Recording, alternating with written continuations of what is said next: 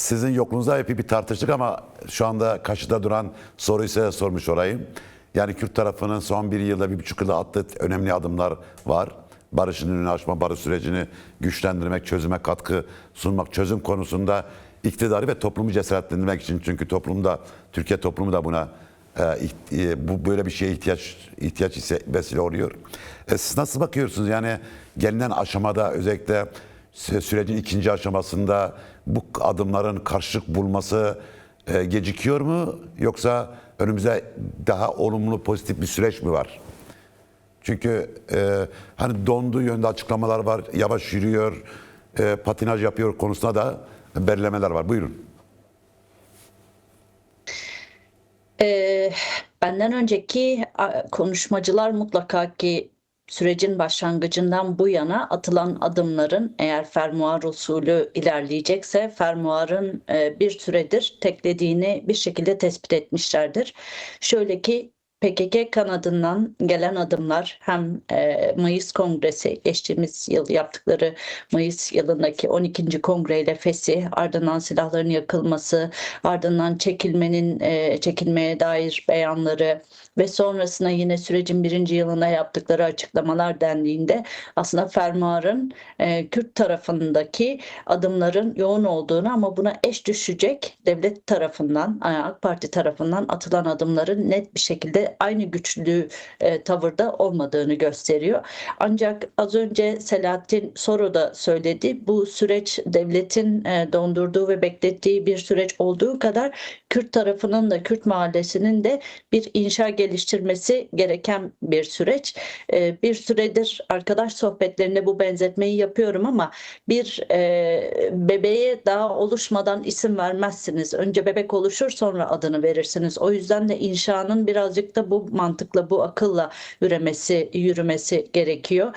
Eğer ana dilde eğitim istiyorsak belediyelerimizin bunu yapmasının önünde en azından kreşler bağlamında bir engel yok. Hizmetleri iki dilli vermesinin önünde pratikte herhangi bir engel yok. Haliyle devletten beklenen elbette ki bazı adımlar var ama bizim de atabileceğimiz, siyaseten atabileceğimiz, öncülük edebileceğimiz noktalar var. Fakat Ama şöyle bir gerçek de yok mu? Şimdi tamam, buna katılıyorum. Yani %100, yani siyaset sınıfının, sivil toplumun, demokratik kitle örgütlerinin, belediyelerin bu konuda çok sınırsız bir çaba için olması gerekiyor. Ama vergisini ödeyen, diyelim ki o ülkenin vatandaşlarının devletten ana dilde eğitim alma konusunda bir hak talebinde bulunması da gerekmiyor mu? Yani bu talep bu talebi nasıl dile getirmek gerekiyor? Yani bir taraftan tamam, toplum kendisini örgütlesin ana dil konusunda, birçok konuda, ama devletin yapması gereken ana dil eğitim konusunda adım atması gerekmiyor mu? Kesinlikle yasal anahtarı veya yasal düzenlemenin işletilmesini ve bunun aslında yürütücü gücü yürütme olan devlettedir, şu andaki hükümettedir. Bunun yasal çerçevesini oluşturmak, devletin çeşitli kurumlarını bu yasal çerçeveyi işletecek şekilde aktif hale getirmek elbette ki devletin sorumluluğudur. Örneğin komisyon raporundaki 6. ve 7. maddelerde bahsi edilen ahim kararlarının uygulanması, kayyımın geri çekilmesi, cezasını tamamlayan insanların tahliye edilmesi, Kürt siyasetinin önünde politik özne olarak var olmasını engelleyen yasanın aslında silah olarak kullanılması, engelleyici bir faktör olarak kullanılmasının öndeki engelleri kaldırması için bu devleti tutan herhangi bir şey yok. Hatta bu sürünceme süreciyle bu süreci zamana yayma adımıyla aslında bunların siyasi sahikle, yani bütün anayasal olarak tanınan hakların belli bir kesime siyasi sahikle tanınmadığını, işletilmediğini, uygulatılmadığını kabul etmek anlamına gelir ki komisyon raporunda da bahsi geçen ahim kararlarının uygulanmasında o söylenen ahim kararlarının birinde 18. madde ihlaline atıf yapar. 18. madde yargılamaların siyasi sahiplerle kişiyi siyasi bir figür olarak Evet. susturma amacıyla uygulanmasına dair bir maddedir. Bu demek oluyor ki Türkiye kendi mahkemelerini, Kürt siyasetçilerini siyasi sahiple susturma için kullandığını gösterir ve bu ahim kararlarının uygulanmayışı ve uygulanmamasının aslında komisyon, Milli Birlik ve Dayanışma Komisyonu'nun raporunda da teyit edilmesi ve raporun sonrasında adım atılmamasıyla aslında yine bu ahimin verdiği bu beyanat da, bu tespit de aslında kanıtlanmış oluyor. Elbette ki bu noktada örneğin cezaevinde bulunan kişilerin tahliyesini biz değil, cezaevinin anahtarlarını ellerinde tutanlar sağlayabilir. Elbette ki biz cezaevlerinin önüne gidip onların tahliyesini talep edebiliriz. Ama nihayetinde kilit şu anda devletin elindedir. Cezaevinin kilidi devletin elindedir. Elbette ki bu noktada onların adım atması gerekir. Evet. Şimdi tabii bir noktada bir şey daha sorayım. Oradan tartışmayı sizden başlatmış olalım. Bahçeli'nin bir açıklaması oldu tabii 2 gün önce. Bu açıklama aslında 22 Ekim 2024'ten bu yana birçok kesim tarafından çıtanın yükseltildiği olarak yorumlanıyor. Gazeteler de manşet attı böyle. Bence çok enteresan bir konuşmaydı. Özellikle barış süreci ve siyasal koordinatörlük kavramını kullanmış olması, meselenin hukuk, vicdan ve siyaset içine çözülmesi gerektiği konusundaki vurgu ve tabii iktidara yaptığı gönderme de vardı. Burada Bahçeli Erdoğan'ı mı uyarıyor? Yani bu 1,5 yıl sonra gelinen aşamada neden bunlar yapılmadı yönünde bir serseniş mi, yoksa burada yeni bir yol haritası mı çiziyorlar? Bahçeli ile Erdoğan'ın bu süreçteki varlığı aynı motivasyonlarla ilerlemiyor. MHP'nin motivasyonu jeopolitik düzene dikkate alan ve genel olarak, yine tırnak içinde söyleyeceğim, bir devlet bekası meselesini önceleyen bir perspektifle bu sürecin içine yer alıyorlar. AK Parti için bunun aynı şekilde olduğunu söylemek, en azından attıkları adımlar ve ürettikleri söylemlere bakıldığında öyle olmadığı görülüyor. Daha küçük, daha dar siyasi bazı beklentiler ve çıkarlarla bu sürecin içine yer aldıkları görülüyor. MHP'nin bu çağrılarının aslında tavır olarak yükselmesinin, ton olarak yükselmesinin bölgesel bazı dinamiklerle elbette ki birebir ilişkisi vardır. İran Savaşı'nın geldiği nokta, İsrail'in bölgede edindiği hegemonya, genişlettiği alan, Suriye'de genişlettiği alan, Irak'taki yeni seçimler, yeni başbakanın seçilmesiyle birlikte bölgede, Körfez'de oluşan yine çeşitli dinamikler, yeni dinamikler Türkiye'nin bir an önce bu meseleyi kendi içinde çözmesini gerektiriyor. MHP bunu görebiliyorken AK Parti bunu belki 1 yıl sonraki veya 2 yıl sonraki seçim motivasyonuyla okuyor. Oysa ki MHP daha geniş bir perspektifle, belki 50 yıllık, 100 yıllık başka bir perspektifle bu duruma bakıyor. Bu yüzden de sıklıkla iktidarı gelmesi gereken noktaya davet eden bazı uyarılarla Evet. şeye çağırıyor, zemine, bu müzakere zeminine çağırıyor. Ve MHP'nin yaptığı, Sayın Öcalan için artık statünün tanımlanması, onun bu süreçte 1,5 yıldır devam eden bu süreçteki rolünün tanımlanması konusunda yaptığı çağrı oldukça yerindedir. Az önce bahsini ettiğim dinamiklerde düşünüldüğünde. Evet. Şimdi tabii oradan Sayın Ceylan Akça, CHP'ye gelmek istiyorum. Çünkü biliyoruz ki Kürt sorunu hani sıradan bir sorun değil. Mesele sadece silahsızlanma değil, aynı zamanda Kürt toplumu, Kürt ulusunun, Kürt halkının kolektif haklarının nasıl hukuk içerisine alınacağı bir meselesi aynı zamanda. Tabii bir de bir bölgesel meseledir. Bu nedenle de Türkiye'de ortak bir konsensusla bu sorunun çözülmesi gerekiyor. Yani öyle görünüyor. Yani MHP'den CHP'ye, hatta çok küçük parti ve siyasi dinamiklerden Kürtlere kadar bir ortak konsensüsün olması gerekiyor. Burada şimdi son birkaç gündür, tabii daha önce de Sayın Özgür Özel çok önemli açıklamalar yaptı. İşte biz elimizi taşın altına koymaya hazırız dedi. Sizce CHP çözüm konusunda gerçekten bütün bu kendisine yönelik abluka, kriminalize etme politikan rağmen bu meselede sorumluluk almaya, yol yürümeye hazır mı yoksa? Bugün sanıyorum, bugündü ya da dündü, tarihine bakmadım haberin, ama Silivri'den de Ekrem İmamoğlu'ndan da sürece ilişkin bir açıklama geldi.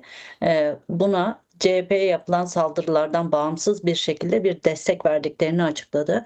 Bence bu önemliydi. CHP'nin içinde farklı siyasi kamplar olduğunu, kamplardan bazılarının sürece Özgür Özel kadar iyi bakmadığı söylentileri dolaşsa da genel olarak sürecin başından bu yana CHP'nin bu sürece ilişkin tutumu yıpratıcı değil, aksine cesaretlendirici oldu.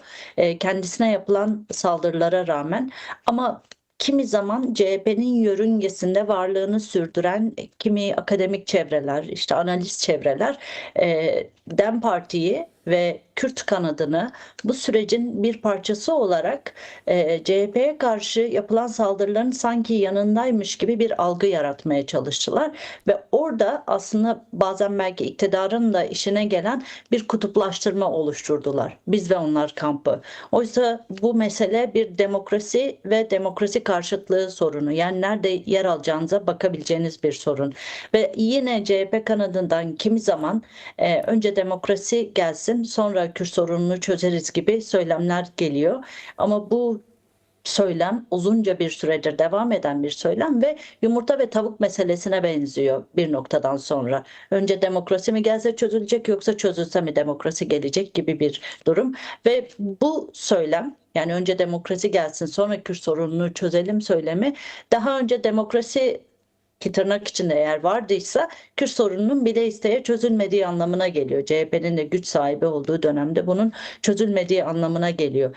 Ama şu an bulunduğumuz an itibariyle sürekli operasyon yiyen, sürekli olarak sabaha karşı operasyonlara uyanan, belediyelerine yönelik yargının bir şekilde silaha dönüştürüldüğü, seçimlerde kazanılan yerlerin yargı yoluyla tekrar alındığı, Ali Cengiz oyunlarıyla tekrar alındığı bir gündemden geçen CHP'nin yapabileceği, durabileceği en iyi nokta bu süreci desteklemektir. Sen çözmezsen o halde ben çözerim demektir.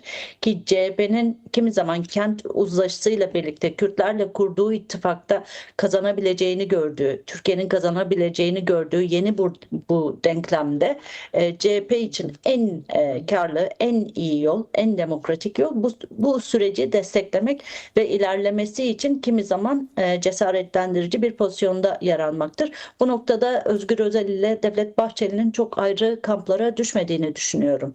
Evet. Şimdi Sayın Ceylan Akça, bu iş o kadar basit mi? Yani seçimlere yönelik Erdoğan hamle yapabilir deniliyor. Yani bu sadece biz söylemiyoruz. Herkes bu konuda hemen hemen bir fikir. Erdoğan bu bekleyişini işte erken seçimlerde tekrar kendisine aday olmasına zaman kazanmak veya burada politik manevra yapmak için beklediğini söyleniyor. Ama eğer ortada bir Kürt aklı varsa, ki var, bunu gösterdi, İstanbul seçimlerine gösterdi. Stratejik oy olarak yaptı. 2023 seçimlerine gösterdi. Yani Kürt halkı nasıl işlediğini Erdoğan gördü. Peki buradan hareketle Erdoğan gerçekten bu kadar rasyoneliteyi kaybetmiş olabilir mi? Yani hem CHP konusunda hem Kürtler konusunda.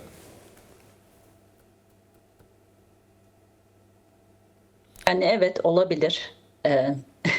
Çok açık ve sert bir Çünkü soru, ama gerçekten de çok bir olabilir. cümle söyleyeyim. Şöyle, benim anladığım kadar, daha önce de bunu söylemiştim. Yani AKP ve havuz medyasının yarattığı bir algı var, sanki Erdoğan ölümsüz. Yani bütün, yani gelecek 1000 yılda da Türkiye'yi oynatacakmış gibi bir algı yaratılmış ve toplumun bir kısmı da bu algıyı satın almış. Birçok nedeni var. Evet, buyurun. Bence rasyonelite ölçeği bundan sonra atacağı adımlarla belli olacak. Şimdi birazcık bir geriye gidelim. 2014 ve 2015 sürecini düşünelim. 2014'teki başkanlık seçimlerini bir düşünelim. O dönemki adaylara ve o dönemki ittifaklara bakalım. Öne çıkan 3 aday vardı. İşte bir MHP, CHP'nin adayı, AK Parti'nin adayı ve bizim adayımız o dönem Selahattin Demirtaş'tı.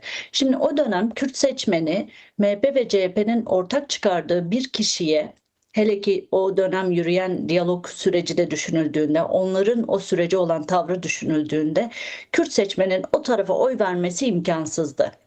Ama şimdi aradan geçen 12 yılda dinamikler inanılmaz değişti ve bu değişen dinamiklerden birisi, artık Kürt mahallesine Bahçeli bir öcü figürü olarak görülmüyor. MHP bir öcü figürü olarak görülmüyor. MHP ve Bahçeli sürecin önünü açan insanlar olarak görülüyor.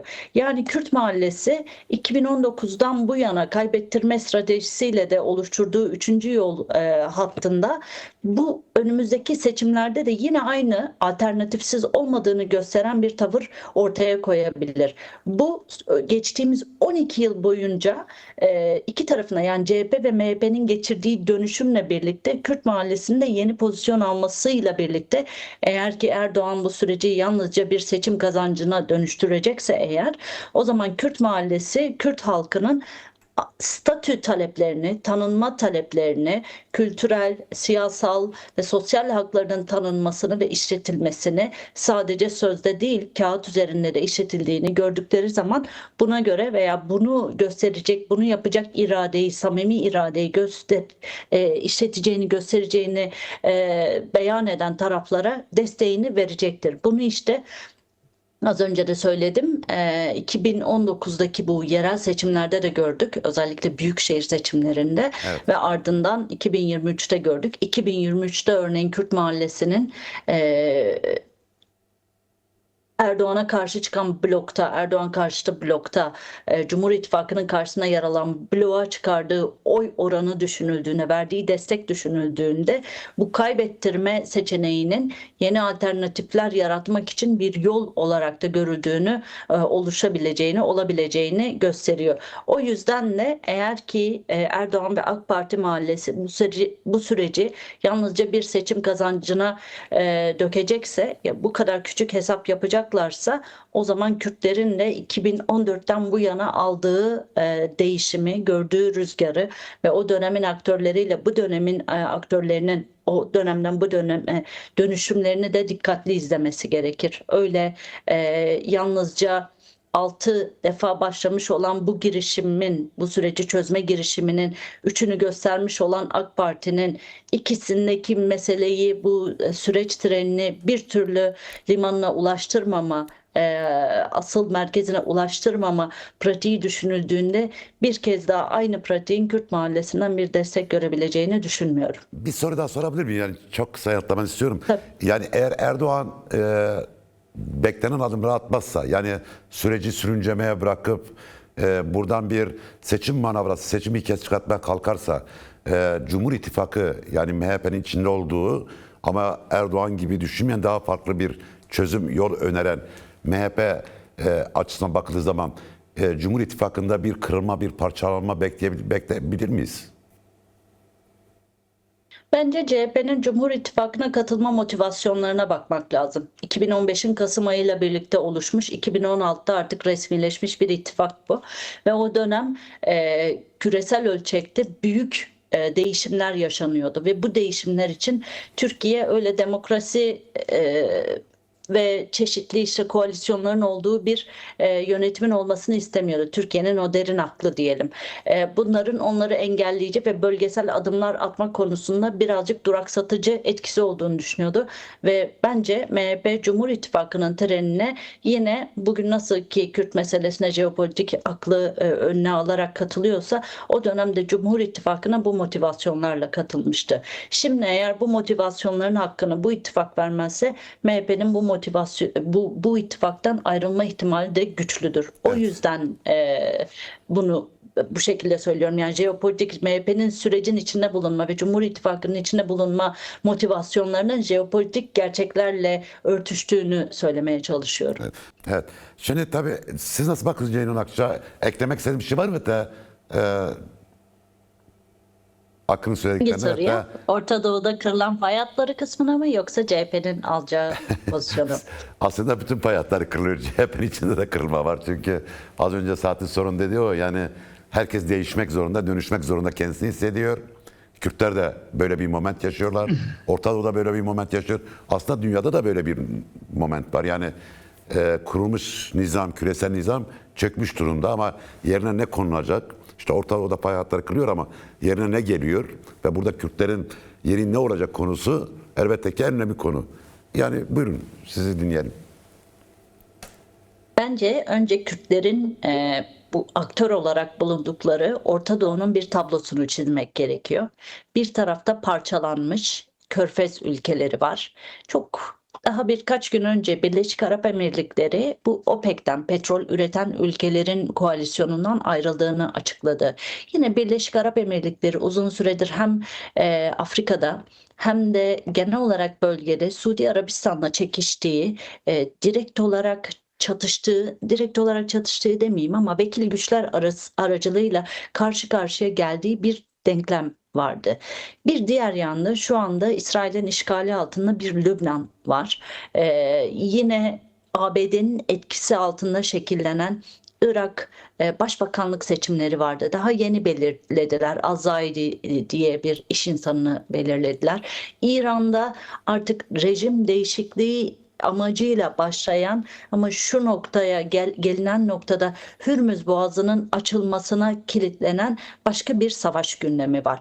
Kürtlerin bütün bu ateş hattı altında devletsiz bir toplum olarak ve özellikle 1910 sonrası cerrahi bir şekilde 4 ülke arasında bölündüğü, bu cerrahi bölünmenin her bir ülke içinde taleplerini kısıtlı ve minimal bir pozisyona çektiği bir bölüşme, bu ayrışma düşünüldüğünde Kürt toplumunun, Kürt halkının bu süreçte son 3-4 yıl içinde artık geliştirmeye başladığı bu birlik anlayışı oldukça önemli. Evet. Az önce Akın Hoca aslında azıcık değindi, Selahattin Hoca da biraz değindi. Bu Rojava'ya yönelik saldırılar, özellikle Şeyh Mahsud'a yönelik saldırılar başladığında hem diasporada ama dünyanın her yerinde Kürtlerin bir araya geldiği, siyasi ayrışmalarını, fikirlerini bir kenara bıraktı ve Kürt kimliği etrafında toplandığı bir birlik oluşmuştu. Bu sebeple devletsiz olduğu halde ve onları bir arada tutan herhangi bir siyasi oluşum olmadığı halde Kürtleri bir araya getiren bu ulusal bilinci bu noktada küresel düzende alt üst olmuşken, küresel kurumlar dökülüyorken Kürtlerin organik, böyle merkezi olmayan, nasıl diyeyim, decentralize yani herhangi bir odaktan yönetilmeyen ama bir şekilde bölüşük olduğu yerden bir araya gelebilen, birbirini tanıyan neredeyse DNA dizilimleri gibi bir araya geldiği ve birliğini oluşturduğu tutum oldukça önemli. İran'da savaşın başında Kürtleri az önce yine diğer iki arkadaş da söyledi.